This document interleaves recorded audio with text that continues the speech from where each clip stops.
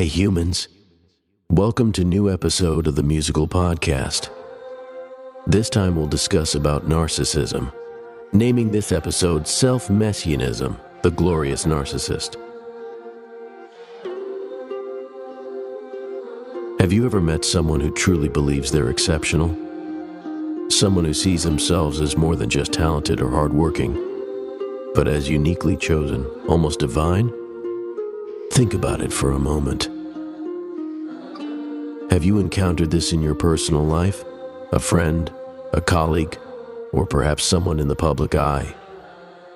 This is what I call self-messianism, a mindset where a person views themselves as a hero, a savior, maybe even a martyr. In their own eyes, they are destined for greatness, standing apart from the ordinary masses. They craft a narrative where they are the central figure, the misunderstood genius, the victim of an unfair world. And when things go wrong, it's never their fault. They blame external forces, society, colleagues, enemies, the system. They refuse to take responsibility for their failures, instead believing that others conspire against them.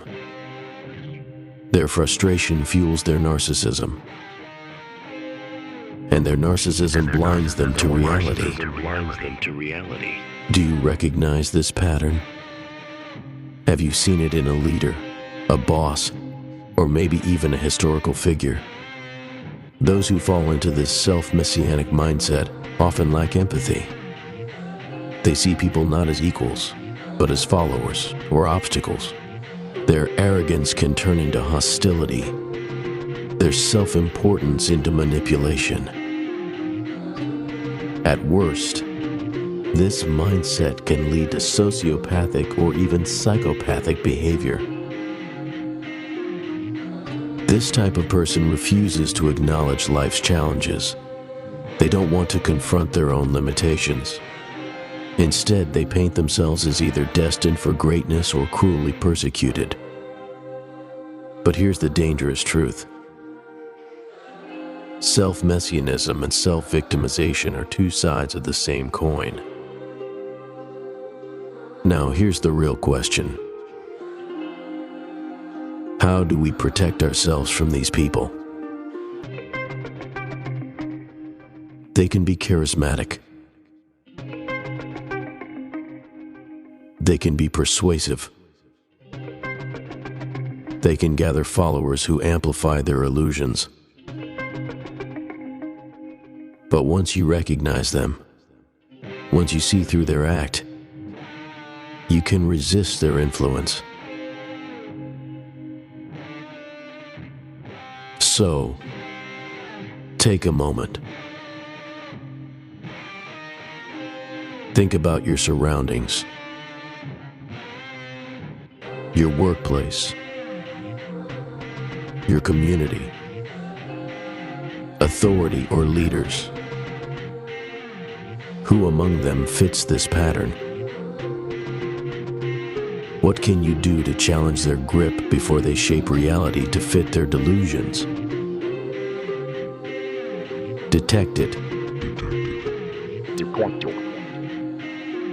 Detected. Reject it. Rejected. Rejected. Fight it. Fight it. Fight it. That's self-messianism. That's self-messianism. You are exceptional. You are phenomenal. Somehow unique, like no others. You tend to view yourself sequential. Hero, savior, martyr, saint, divine potential. All these involve a kind of self-augmented version. Messiah, self-messianism. Messiah, self-messianism. Messiah. Your desire to be seen as influential. You blame others for your problems or faults. You blame those who do not support your vision. You blame those who put you under assault. In both cases, there is a reluctance to accept responsibility for your own situation. Instead, you focus on external factors that are seen as responsible for your success or failure. That is your frustration. That is your way of avoiding the reality of your own limitations and fallibility. That includes a kind of narcissism, a preoccupation with oneself that leads to a lack of empathy for others, sometimes hostility. Messiah. Self-Messianism. Messiah. Self-Messianism. Messiah. Messiah.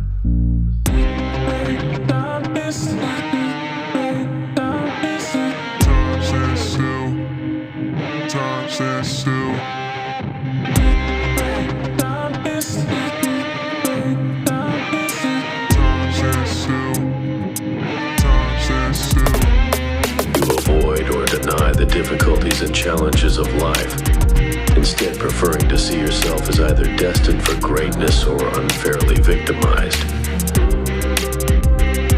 Whoever you are, whatever you lead, a world to leave or crowd to join. Self-messianism and self-victimization are two sides of the same coin. Self-messianism.